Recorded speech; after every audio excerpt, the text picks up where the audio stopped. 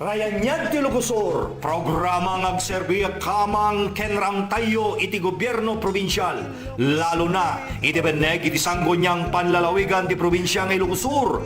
Mangted tinanay ng informasyon kadagiti programa, proyektos, tulong ken mga sistir kadagiti agproblema nga OFW ang kalugaran tayo. Rayanyag ti Lugosor. Tinagaget, Produktibo Presiding Officer, the busy Governor of the Province of Ilocos, Ryan Luis Singson, our main anchor, Ken Lito Javier, our co-anchor, Ryan Nyag ti Ilocos, at tuyen nagsubli ngagserbi kada kayo, agsipod tada kayo ti inspirasyon mi, Ryan Nyag ti Ilocos, da kayo ti inspirasyon mi. Hello, good morning. Kumusta kaya mi na po? 18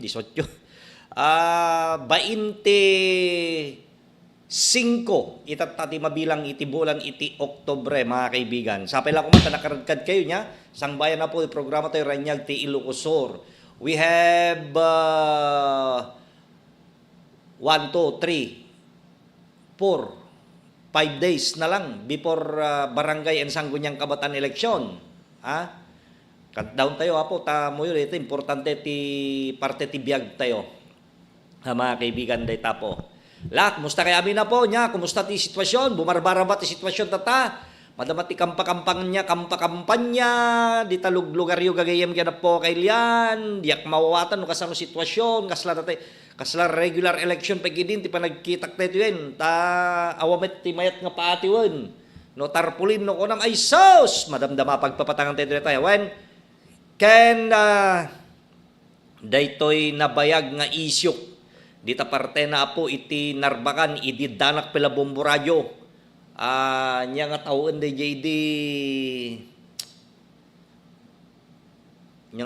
sabay nga nagyan ni Apo Chabit dita sulbag, mga kaibigan. Nabayag dita nga isyok kon gagayam kina po kailan 2016 basta halang nga deta mga siguro 2005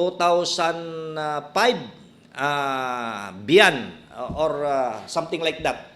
Deta sa Balboro Piggery Farm, dita igid iti baybay. Igid ti baybay, bagayo kay di nga awan iti agipapaayos ti jay ayan ti igid ti baybay nga nakangisngisit pa di jay corals di ayon.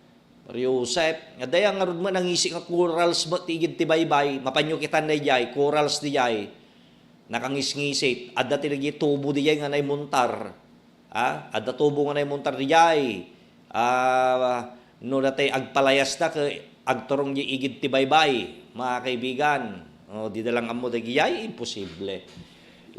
Detanto apo, prosper matlangan, tawrin ni Sir Chabit, idi ka, dito ti may saka ti concern na nabangsit ko na.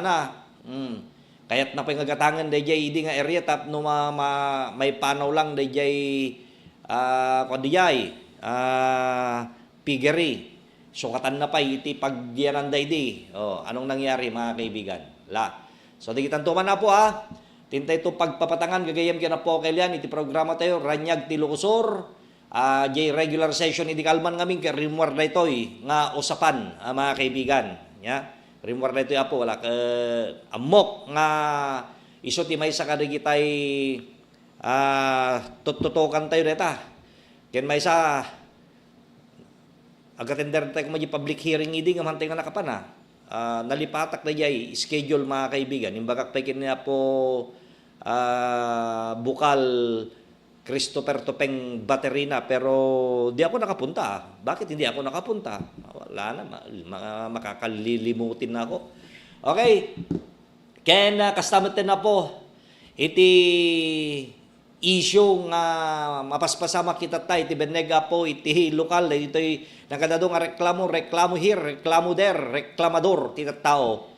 May panggap pa lang ito ayuda, mga kaibigan, nga mangmangig ko po iti aglawlaw pagpapatangan, parang usapang kalye, kita. Kaya di benega po ti national, mga kaibigan, alaket dito'y pangato man na po ti gasolina, presyo gasolina, Mario Josep, pariga tayo manun. pinaramanan na tayo laang, nagpababalang ti piso, tatay sublida mo laang. Ano ba yan, mga kaibigan? Unstable. Iti, kwa tayo apo, ekonomiya. Basta nga talaga kasi umadumot apo ti agusar, umadumot apo ti kasapulan ti tao, habang bumaybayag ka ti rabaw ti daga, umadumot apo iti problema. Ganon talaga yon, mga kaibigan. Musta kayo amin? Happy viewing kada kayo amin apo nga awan iti labas na, mga kaibigan. Sapay-sapay lang kuma. Okay kayo amin. Dita abroad. Dito'y repatriation. Ngararamidan na po iti biyang iti gobyerno di Israel, mga kaibigan. Agtultuloy nita. Ken dagitay may ted nga benepisyo, dagiti apo nga mangmangged gagayem ken po kailan nga na-repatriate. Okay, mayaman ng gobyerno ngayon. Nagbibigay ng mga ganyang klaseng ayuda, mga kaibigan, ha? Okay po. Kumusta kayo na po kailan? 25 tatan, especially yung mga kandidato. Yung mga kandidato na andyan palagi. Yung mga kandidato na nangangarap. Okay. Yung mga bagong mukha. Baro nga ropa. Ayan, nakadado tayo mga ibang baro nga ropa. Punay kita baro nga ropan, mga kaibigan. Iti kandidato na po. Grabe. Baro nga ropa daw, mga kaibigan, ha? Baro nga ropa. Okay. Nadaras nga kasarsarita. Nugsingir ka nga tati utang, nadaras da nga tanga kasarsarita na gito. Lagi. Baro nga ropa.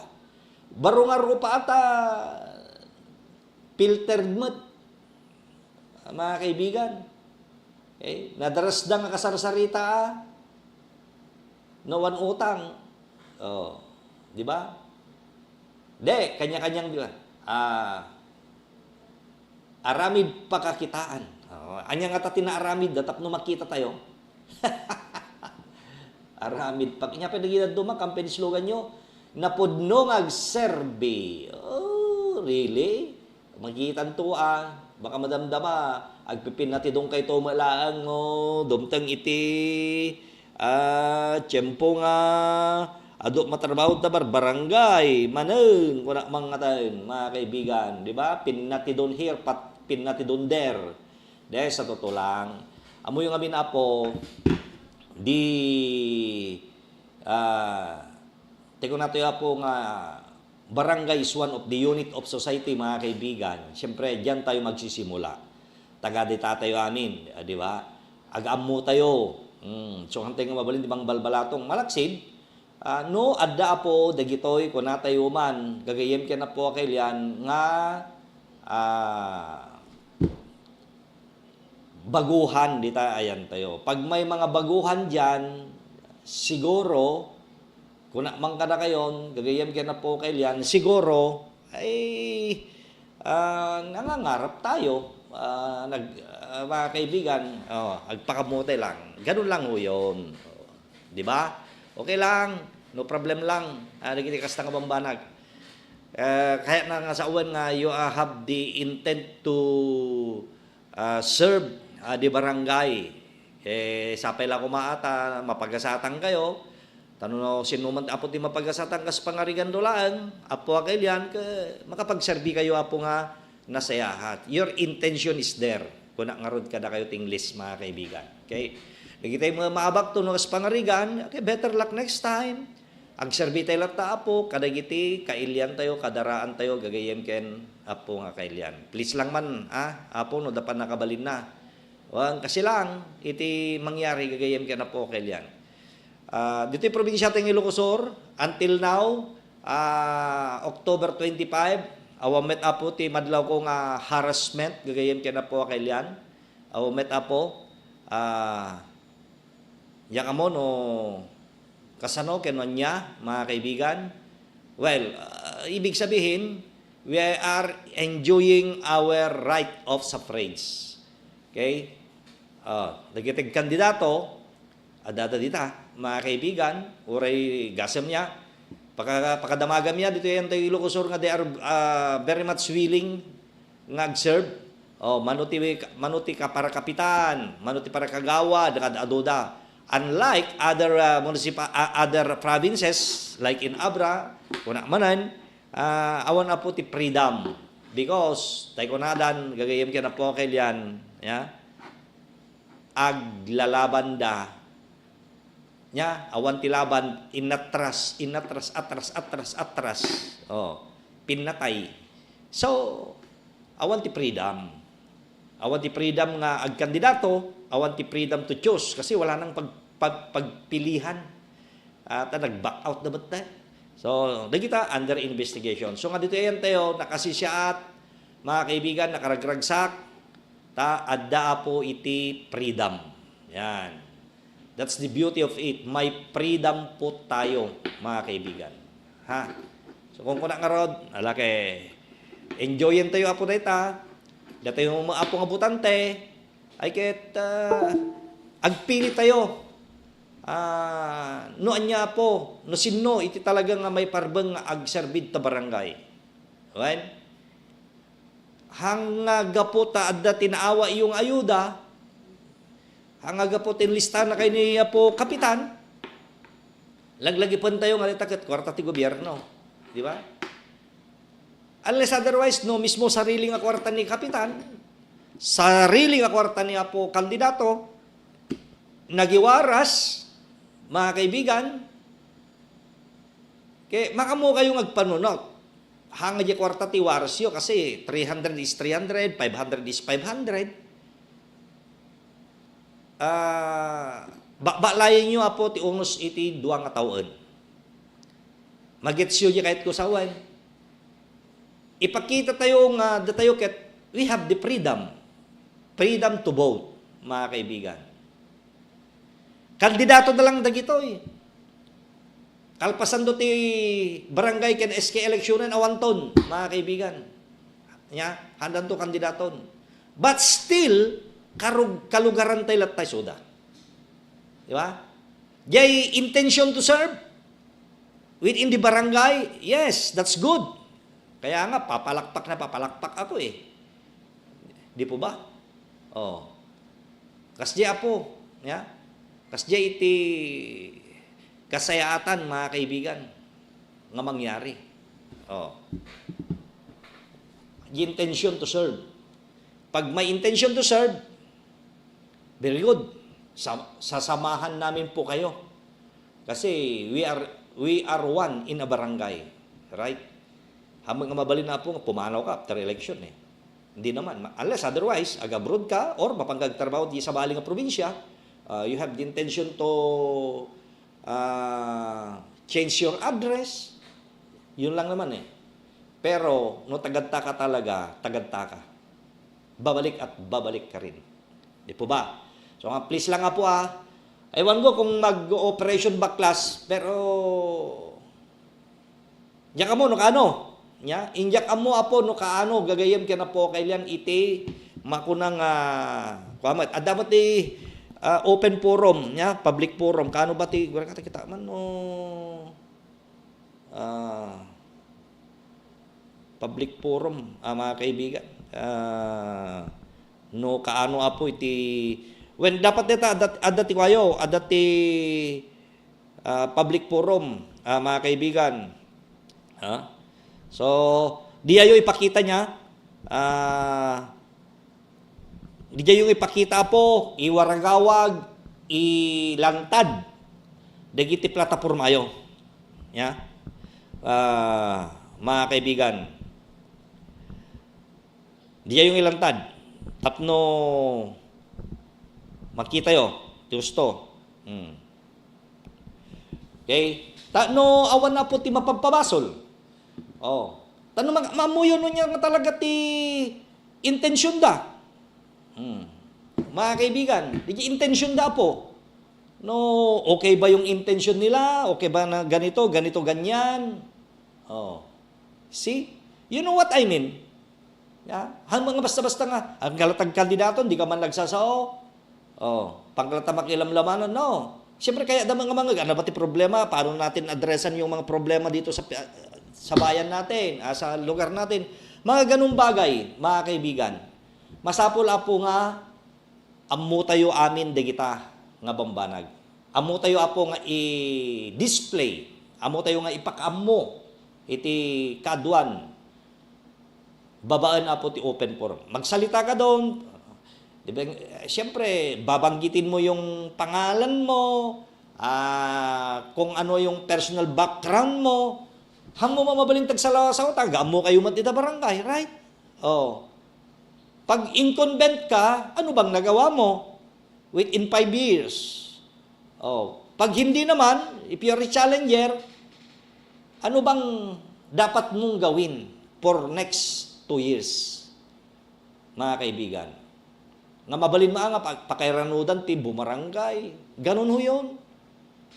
Basta-basta nga sinsinan mga kaibigan na mga ngampanya ka kapos ipagitam niya, baro nga rupa, baro nga namnama.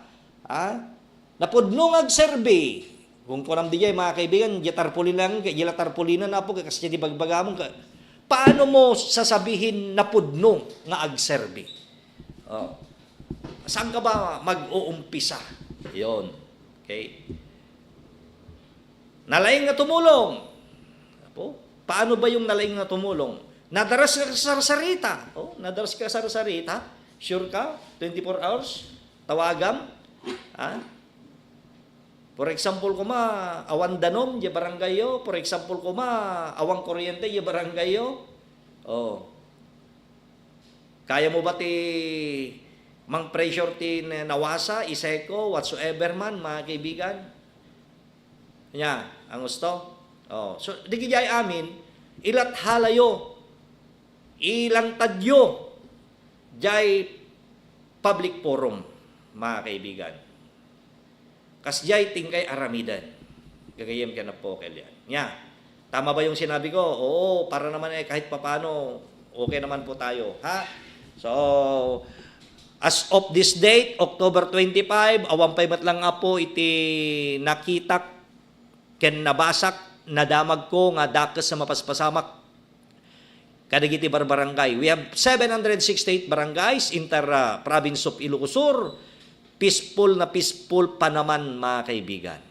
Kahit maraming naglalaban-laban sa barangay, hindi naman nakikialam yung mga opisyales natin. Kung magbigay man sila ng suporta, hindi naman ibig sabihin na, ikaw na nga. Dakaminton timang patras ni kalabamon, awamit tikas jay, dito'y ayan tayo. Magdadamat nga siguro nga tati financial assistance, pangtulong da kanya yung kandidato da, okay lang yon.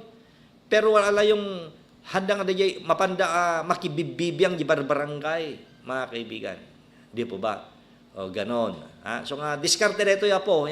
So sapay-sapay lang kumata, peaceful na peaceful, hanggat matapos. Wala munang mag-away-away. Hanggat sa 30. After 31, sigurado yata, doon to pupus di Facebook nga, naswiti ka, ginatang da ngamin di boto sa parakanya. Adon to man da kita, so nga kita ti bantayan ti kapulisan, to after, haang nga da jay, hindi ko natin nga post-election period, yun ang madugo, mga kaibigan. Pag may mga mangyayari, kagaya ng Abra, pag may nangyayari na sa ngayon, before the election, how much more after the post-election period. That's the problem. That's the beauty of it, mga kaibigan. Okay po? Sige. We have, manong minutos nita? 30 minutes, mga kaibigan niya. Siyempre, commercial break muna tayo po, then mapantay ito na jay, may panggap ti piggery problem di jay solbek narba ka na kukuha ti sa Balboro, mga kaibigan. Kakandidato pala na kapitan to.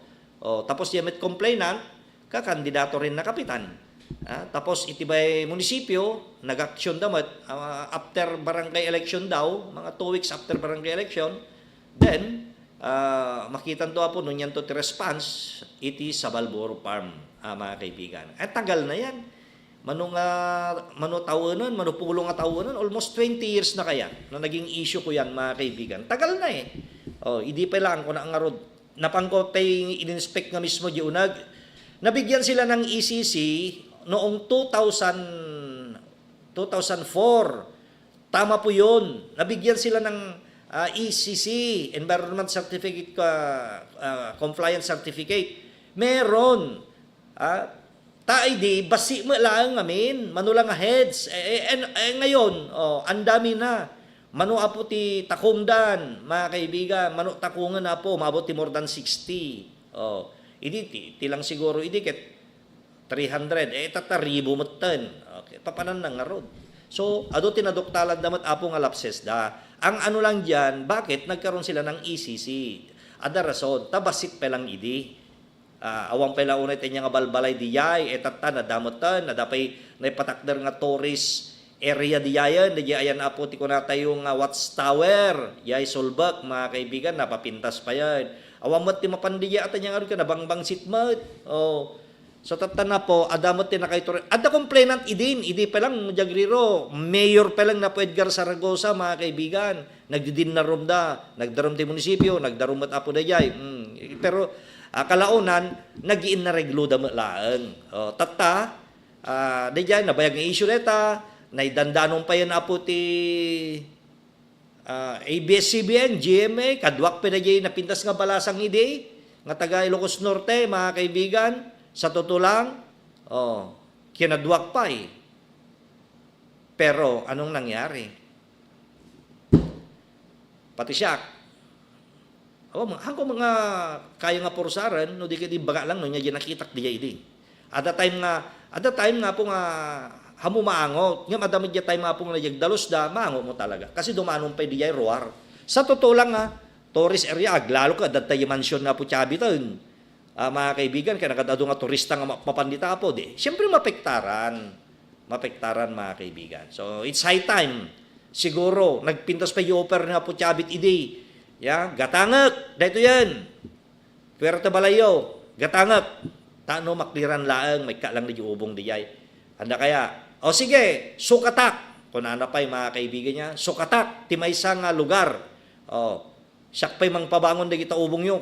Handalat ta kaya, mga kaibigan. Handalat ta kaya, apo.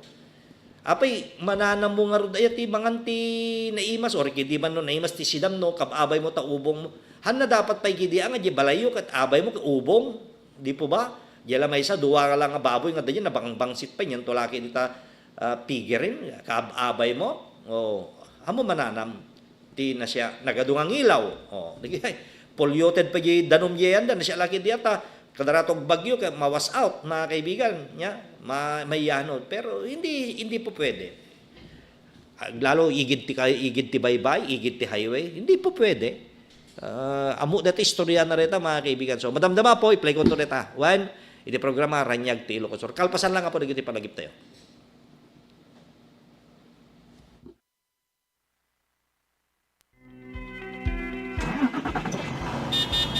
Problema yung kadi iti panangalat ti student driving permit, renewal iti lisensya ngagmaneho, ken panang-upgrade iti restriction code dagiti lisensyayo.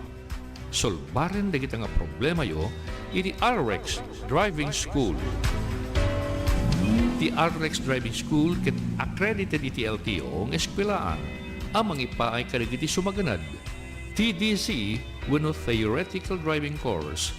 Kasapulan daytoy kadagiti mangalat ti student permit. PDC wenno practical driving course paramat kadagiti mangalat iti non-prop wenno professional driver's license. Upgrading iti restriction code paramat kadagiti mangnayon iti mabalinda a manehuen ken ti special driving course paramat kadagiti kayat na tagsursuro ngagmaneho iti motorsiklo, tricycle, four wheels, manual or automatic ken dadumapay. Naanos ken nalaing dagiti driving instructors da nga accredited iti LTO. Dito'y 2nd District, Masarakan ti RX Driving School iti National Highway, Barangay Tablak, Candon City, abay iti Sacred Heart Medical Laboratory. Dito'y mat 1st District, Masarakan ti RX Driving School, abay mismo iti LTO. Dita poblasyon is San Ildefonso, Ilocos Sur. Ken dita probinsya ti Ilocos Norte, Masarakan ti RX Driving School iti along the National Highway, Barangay Kalagip, Batak City, sango ti Lucondia Cultural Center ken Mariano Marcos Memorial Hospital. asideg iti mismong LTO. No lisensya ti panagmaneho, kinasaya ta pagsusuruan ngagmaneho, al Rex Driving School iti papanan. Para tadadong informasyon, tumawag uno ag-text kayo iti 0917-578-3132 and 0917-811-0581. Iti First District San Ildefonso,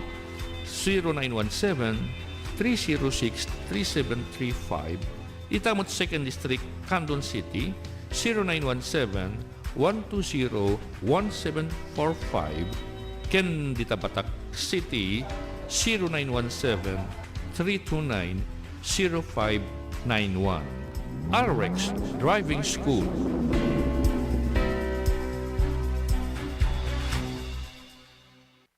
Paapo kaditi makayayo abuya iti uneg iti pagtaengan. Anyama nagasapulam kas ti moderno a klase iti silaw kada dita ti chandelier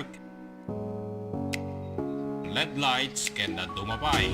Kasabay kadagiti agkagapintas a toilet bowl, wool claddings, stainless sa lababo, kasamet ten na dumaduma ti klase na a tiles ken na dumapay a materyales at kasapulan ti pagbangon ti balay.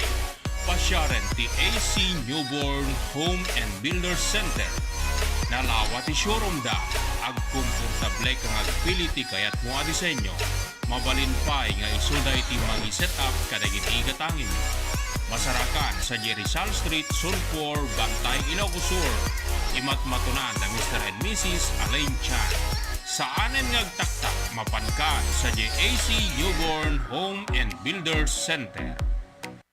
Nueva Segovia Consortium of Cooperatives. Ti kooperatiba ano bayagin nagseserbi kadagiti Ilocano iti amyanan a Luzon. Ti kooperatiba manpapaay ti serbisyo, benepisyo ken mangisakit kadagiti empleyado ken miyembro na. Ti Nueva Segovia Consortium of Cooperatives wano NSCC ket adon tinatulungan na. Babayin med iti namayat alangin-langin ken kooperasyon dagiti miyembro ken mangimatmaton. Adon tinagduruasan ti kooperatiba. Adupay dagiti naynayon ang kasdek akas ti NSCC Farm, Chicharon Processing Facility, Macro Laboratory, kastamet din ti NSCC Plaza ken NSCC Business Center. Isungan niya pelang ter orayem makikaptingkan iti kadakilan a kooperatiba iti probinsya. Di Nueva Segovia Consortium of Cooperatives suman na NSCC. Imatmatunan na daytoy ni Dr. Gibina Kenny. As the heritage province of the North reopens to tourists, it launches the all-new Tour Ilocos Sur app. A quick guide to Ilocos Sur at your fingertips.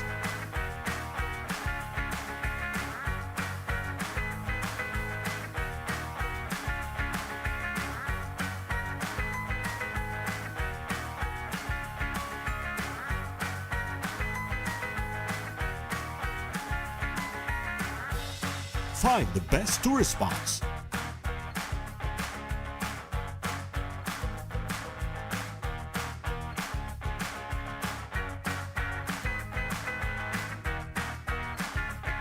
Hotels.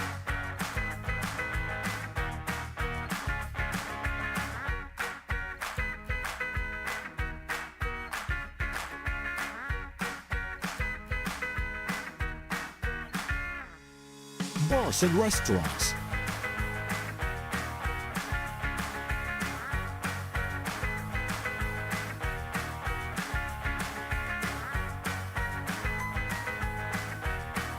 And authentic Ilocos Sur products and food.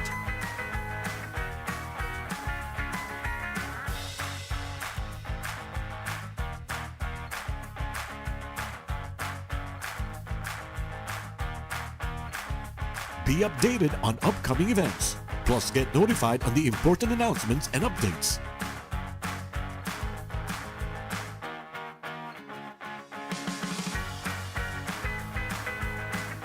Available for global download on Android and iOS. The Tour Ilocos Sur app. Historical becomes digital.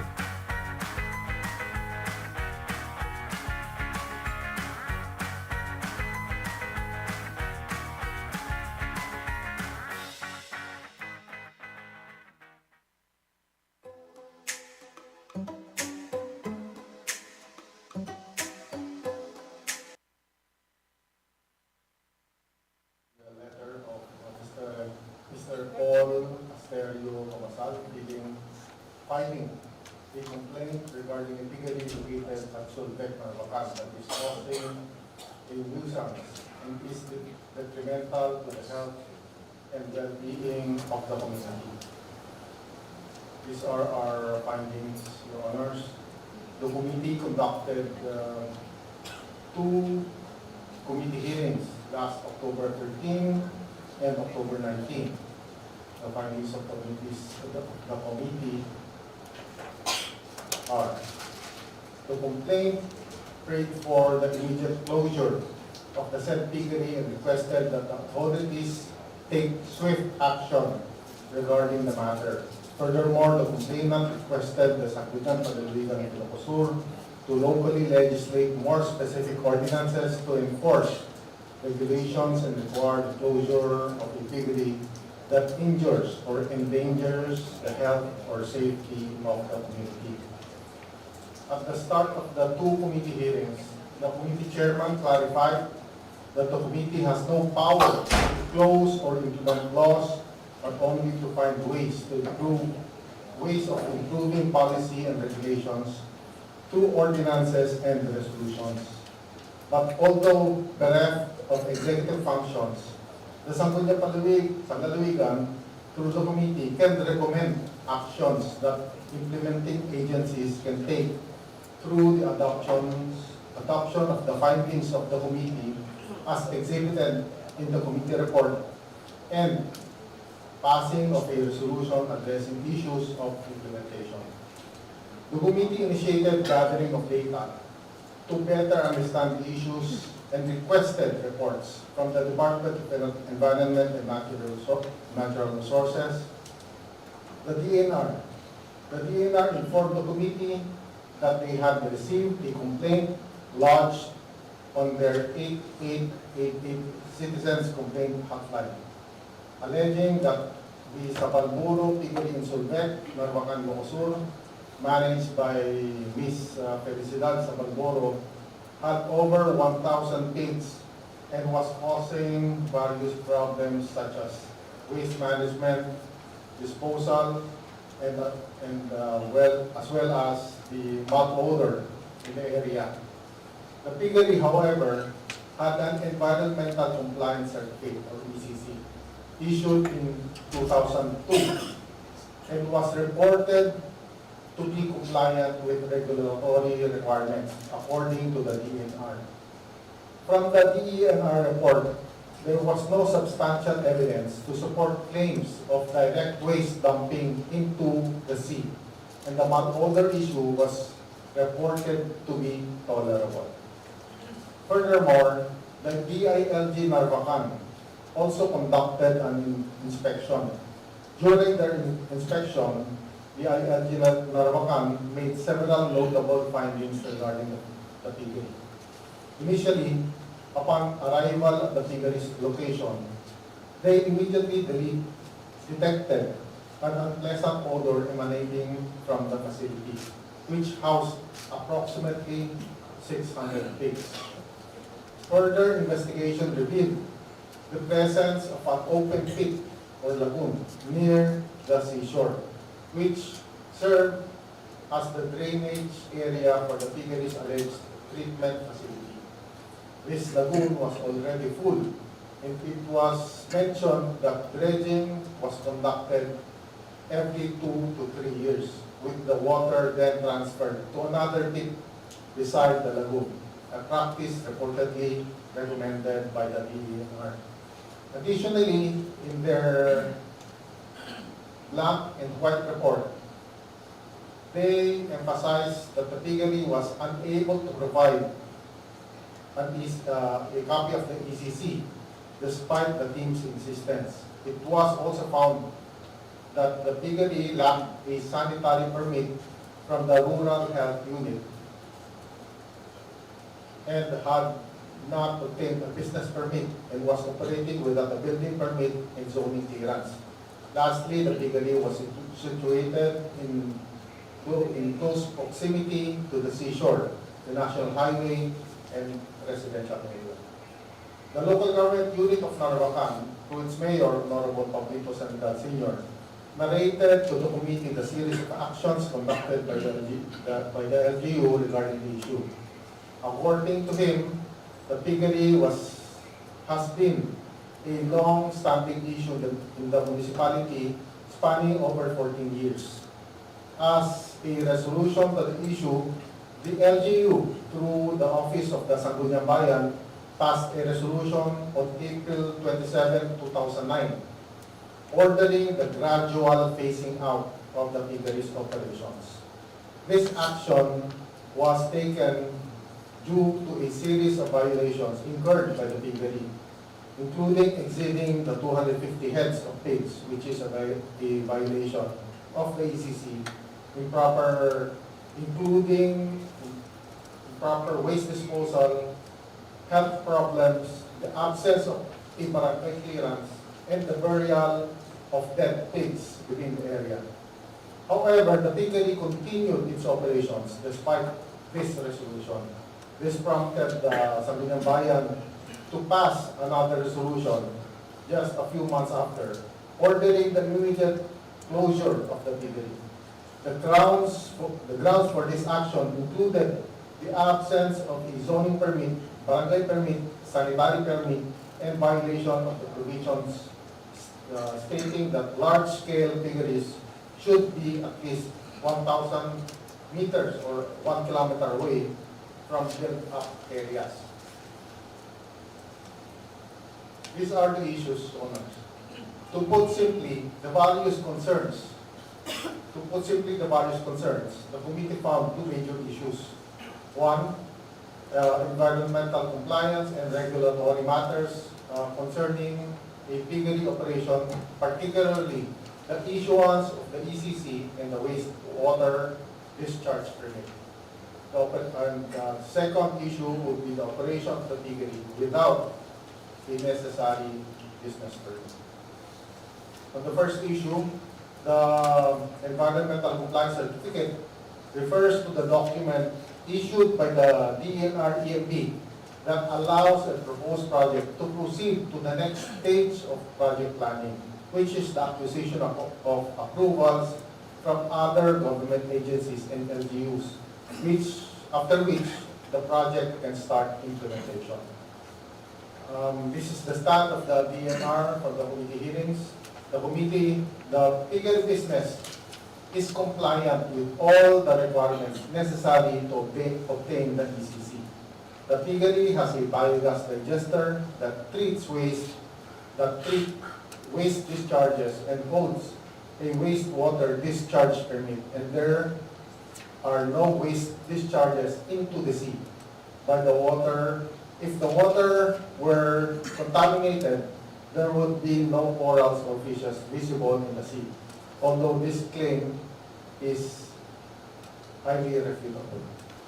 The piggery project is located in an environmentally critical area. However, the piggery project is considered a non-environmental critical project. Based on the criteria set by the DNR laws and policies, the criteria states that the piggeries with 100 heads to 5,000 heads fall under the non-environmentally critical projects category, but still require ECC. The DNR has also conducted regular inspections, primarily ocular in nature. Regarding water quality, the DNR has established standards, and based on water samples conducted by third parties, the DNR firmly states that there is no contamination in the area. Essentially, the piggery's wastewater has met these standards, therefore. As per Department Administrative Order 2016-08, the piggery is required to maintain 4 parameters, mainly the biological oxygen demand, or BOD, total suspended solids, ammonia, and phosphate. The committee has determined that the policies established by the DNR need to be reevaluated and enhanced, particularly with regard to the issuance of ECCs. According to the DNR memo, the subject of which is the clarification for the role of LGUs in the Philippine Environmental Impact Statement System. This system is a prelude to the issuance of ECC, Your Honor. LGU endorsement in relation to project implementation. Although LGU endorsement of the proposed projects is not mandatory in the processing of the ECC applications, it should inevitably be required and subsumed under the local government's permitting requirements, where the results of the EIA and recommendations in the ECC should be considered along with other factors.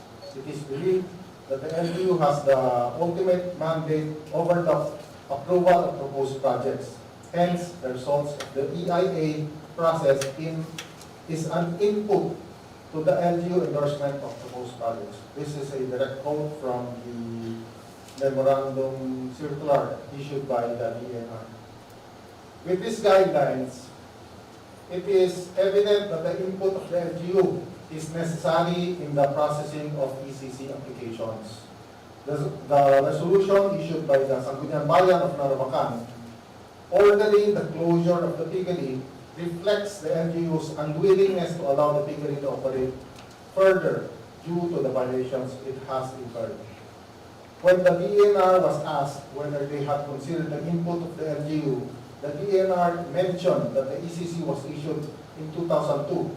Therefore, the owner would have requested an amendment, the process which still requires the input of the LGU. However, the LGU's resolution was unequivocal, and yet the ECC was still issued 4 years after the resolution was passed. One problem is that the DNR relied solely on the submission of the applicant without cross-checking or validation. This means that the applicant could submit any information that the DNR wanted to see in order to secure approval. The ECC implies or has the effect of legitimizing an operation. So it is essential to find ways to improve this process. The LGU reiterated that this issue has been a long-standing one, and they have never been consulted regarding the issuance of the ECC for the said piggery. If the DNR continues to depend solely on this policy of not requiring validation, it is susceptible to applicants falsifying documents. Therefore, there is a need for changes in this policy. The ECC is not just part of the regulatory process and does not give the project proponent the license to operate. But in a lot of cases, recipients of ECCs use it as an all-powerful permit to start and continue with operations of a business as if it trumps all other regulatory process, including business permits issued by the LGUs. According to an HLURB resolution regarding the implementing rules to govern processing of the applications for locational clearances of poultry and piggery as amended. Part of this resolution states that medium and large-scale piggeries and poultry farms shall be at least 1,000 meters away from built-up areas, while small-scale poultry farms shall be at least 500 meters away from built-up areas. Built-up areas means at least 10 structures, built-up structures on them. So it doesn't mean that it has to be declared a residential or a commercial or industrial zone.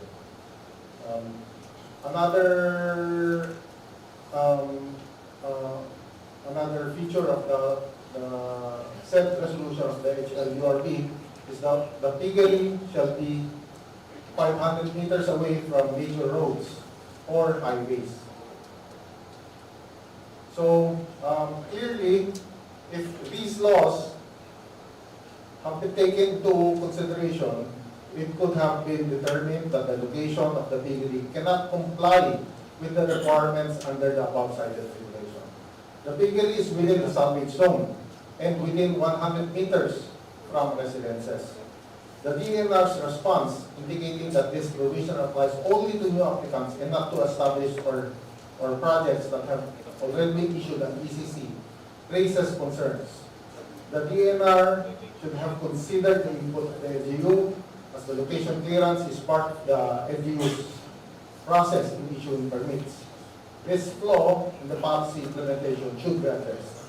Furthermore, according to the DNR, they can only take further action such as conducting a detailed analysis to check if contamination levels are within the acceptable standards after a valid complaint has been lodged. But residents of Surbet have already submitted pictures of the open pit of the piggery, indicating potential violations. Another important point to note is that the entire structure is within the salvage zone, meaning it's within 20 meters or 50 meters from the highest point of the tile. So even if the property is within the alienable area and has a title, there should be clearance from the DNR since the agency maintains records of the location of inalienable areas. The DNR did not validate whether the piggery is within the salvage zone or not, which is crucial, which is a crucial oversight in the ECC processing. On the issue of the wastewater discharge permit, according to Section 14 of Department Administrative Order 2005-10, the discharge permits, the department shall require owners or operators of facilities that discharge regulated effluents pursuant to this act to secure a permit to discharge. This discharge permit shall be the legal authorization granted by the department to discharge wastewater. Another rule states that the discharge permit shall specify the quality and quantity of effluents that the permit is allowed to discharge, as well as the validity of the permit. The quantity and quality shall be based on the installed capacity of the facility. In this context, in the context of the piggery, this wastewater discharge permit technically grants them permission to release wastewater wherever they want, including the West Philippine Sea. This permit is issued by the department, the DNR, and it serves as a legal authorization for the piggery to discharge their wastewater into the designated water body. The specifics of what the piggery is allowed to discharge are outlined in the discharge permit. This includes information regarding quality and quantity of effluent. In this case, the piggery operates with a substantial number of animals, with more than 600 swine, including 60 sows. The size and capacity of their wastewater treatment infrastructure, such as the digester and open pit, are also taken into account when issuing the permit. However, a resident of Surbet had sent photos and videos documenting photo and video documentation showing that the open pit of the piggery contains viscous liquid matter. The presence of a viscous liquid matter in the open pit of the piggery means a high volume of solid particulates, which is a significant environmental concern. When it rains, there is a risk of the open pit overflowing, which could result in the direct discharge of pollutants and contaminants into the sea. This has serious environmental consequences, potentially leading to water pollution and harming marine life and ecosystem. Such an overflow likely violates environmental regulations and rigorous wastewater discharge permit conditions. We would also like to cite the stand of the BIFAR, the Bureau of Fisheries and Aquatic Resources. The BIFAR has a mandate to control marine pollution, particularly aquatic pollution as defined under the law created by the BIFAR. Aquatic pollution involves the introduction of substances or energy into the aquatic environment that can harm aquatic resources, human health, and hinder activities. This can include the discharges of wastewater materials into any body of water. According to Section 107 of the law creating BIFAR, aquatic pollution is considered unlawful. Those found administratively liable for aquatic pollution can face fines ranging from 300,000 to 500,000 pesos and an additional fine of 15,000 pesos per day until the violation is rectified and fines are paid. Sanctions may also involve cease and desist orders, facility closures, or disconnection of water supply with orders issued expired. We also got the stand of the Coast Guard, Your Honors. The creation of the Coast Guard includes a mandate to address and prevent marine pollution. This responsibility is in line with the broader objectives of safeguarding the country's marine environment and ensuring the well-being of coastal communities. The Philippine Coast Guard plays a crucial role in preventing marine pollution through various measures. The PCG, in collaboration with other relevant agencies like the BIFAR, monitors the country's coastal and marine areas to detect any instances of marine pollution. So it is the primary deputized legal enforcer for marine pollution. Also, we invited the provincial director of the DILG. So this is his stand. The local chief executive is vested with the power to grant and revoke business permits. The local government code outlines the power of the chief executive and states clearly the power to issue and to cancel business permits. So it is clear that the power of the mayor to issue business licenses and permits necessary includes the corollary power to suspend, revoke, or even refuse to issue the same. However, the power to suspend or revoke these licenses and permits is expressly premised on the violation of the conditions of these permits and licenses.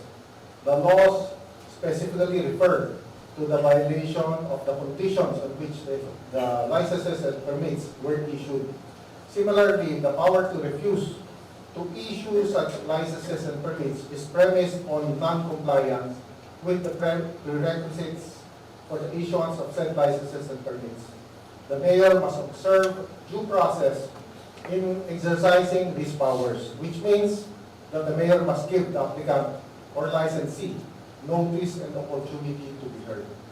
Businesses are obliged to secure the permit, which is usually renewed annually. This permit serves as proof that the business complies with local ordinances and regulations and has met specific requirements such as zoning, health, safety, and tax obligations. The Business Permit and Licensing Office, or GPLO, is responsible for overseeing businesses within the local jurisdiction. They maintain records of registered businesses and regularly conduct inspections and reviews to ensure that businesses are complying with local regulations. The mayor has the authority to issue a cease and desist order or CDO for various reasons, such as business operating without permits. A CDO legally requires the recipient to immediately halt the activity until the issues are resolved. The process includes inspections, notices of violation, and opportunities for rectification if violations persist or pose safety or environmental threats. The mayor can order a temporary cessation. This is the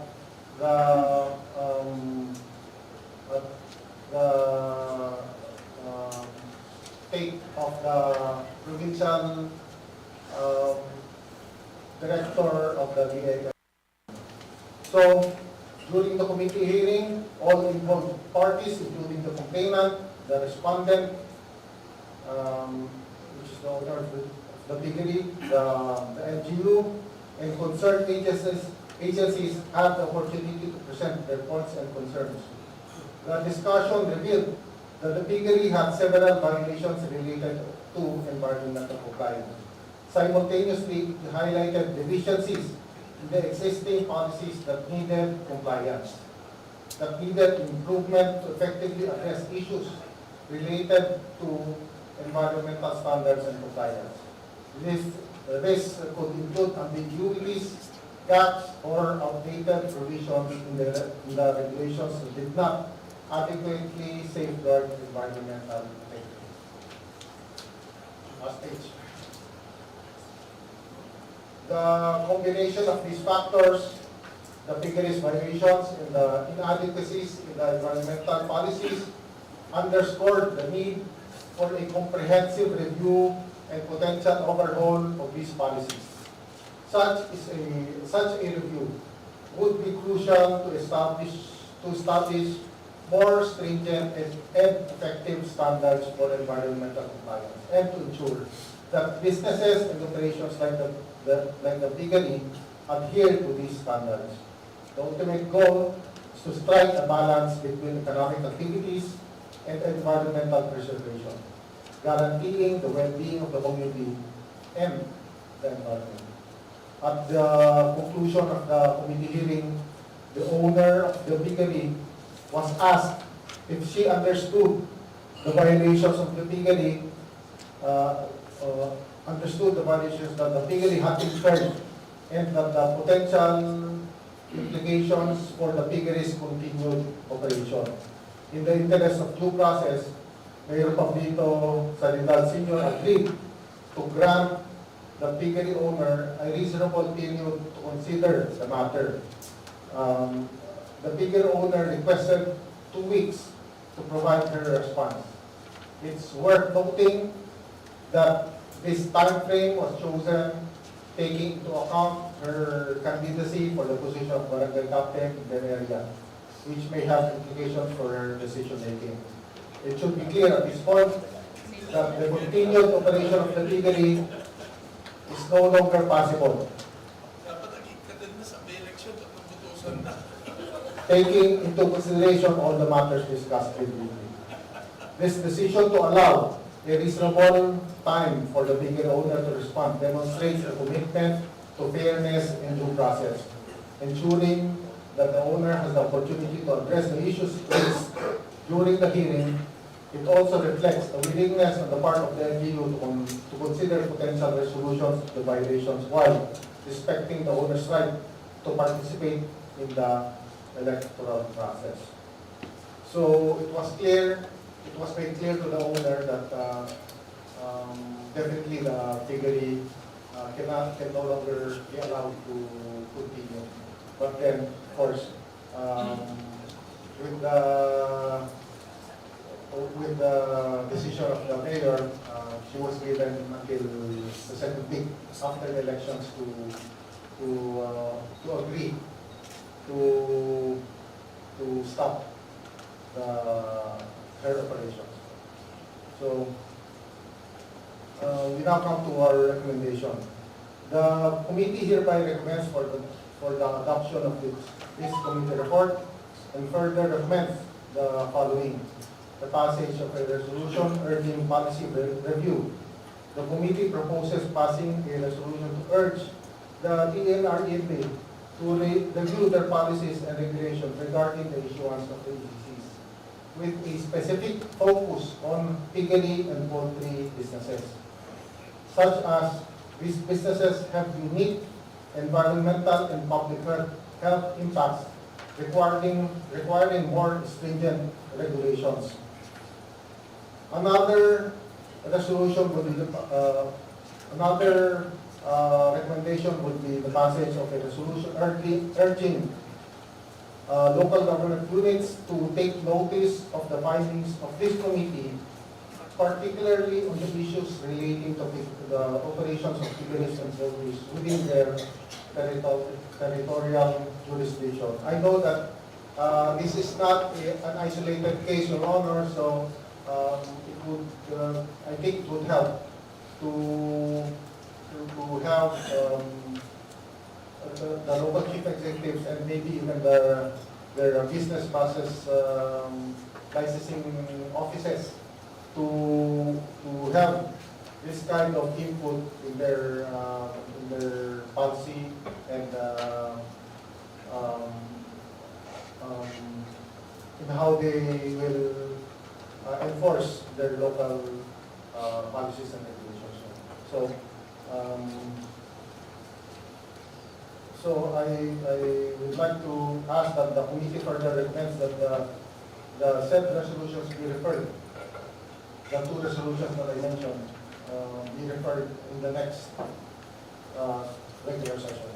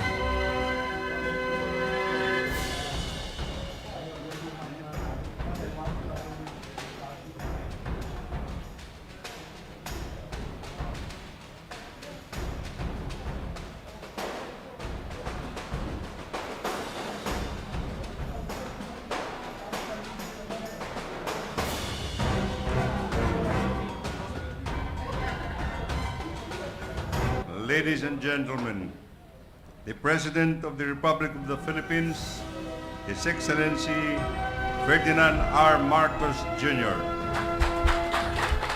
Thank you, Sec Manny Bunuan. Please take your seats. Members of the Cabinet that are here present, of course, our hosts, the Pasay City Lone District Representative Antonio Calixto, and the Pasay City Mayor Imeldo Calixto Rubiano, AFP Chief of Staff General Romy Browner, the major service commanders here today, our newly appointed Coast Guard Admiral Caban, who is here, who has joined us for the first time. PNP Chief General Benji Acorda, fellow workers in government, distinguished guests, ladies and gentlemen, good afternoon. I have arrived back from Riyadh, Saudi Arabia, after a very short, but I can say successful and productive visit. The ASEAN GCC Summit is a landmark event, and this happened for the first time when leaders from both ASEAN and the GCC states met and discussed regional and international issues and agreed upon the future of cooperation between our two regional organizations. The summit provided an opportunity to project the Philippines' long-standing promotion of a rules-based international order, which is essential to the maintenance of peace, security, and stability in our regions, which sit astride two of the most vibrant sea lanes of trade and communications in the world.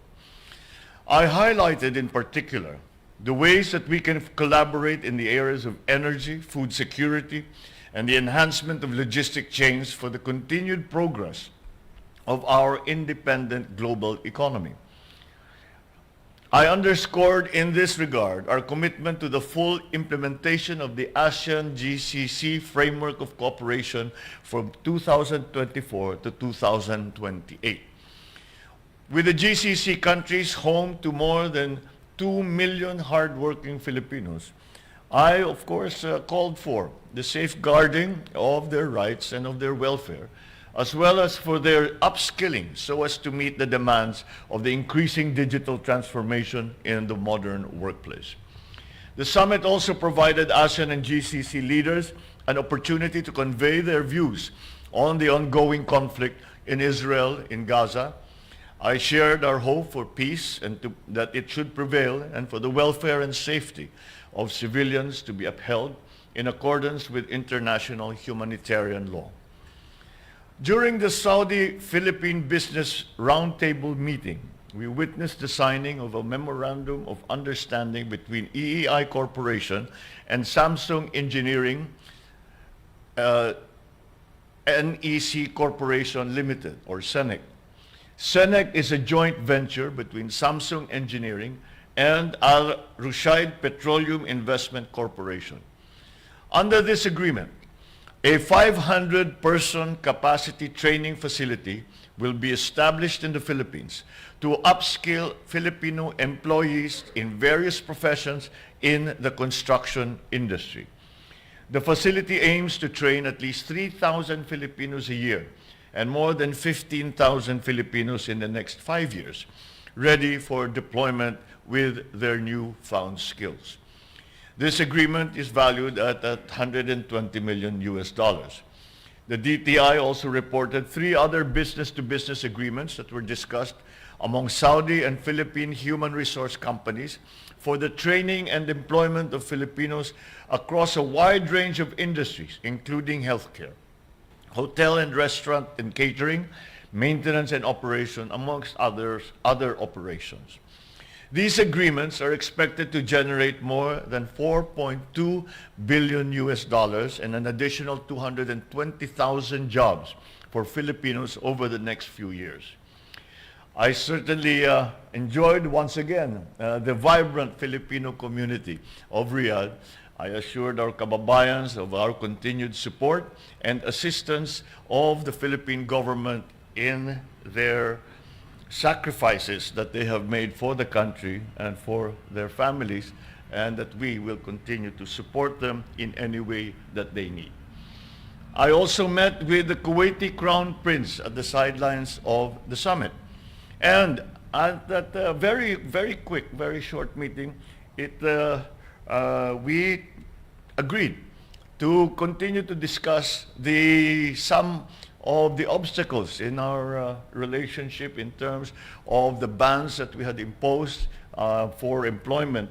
And he was very, very effusive in saying that we should remove all of those and we should continue as we had done before, which is a very important development, because for a few months now we have had to ban the deployment of Philippine workers in Kuwait. Now that will end, and we will now return to the normal state of affairs with the Kuwaiti government. And in fact, they have moved very quickly. They have already started discussions at the ministerial level, at the ambassadorial level as well. Finally, I had the opportunity to meet the Crown Prince and Prime Minister of Saudi Arabia.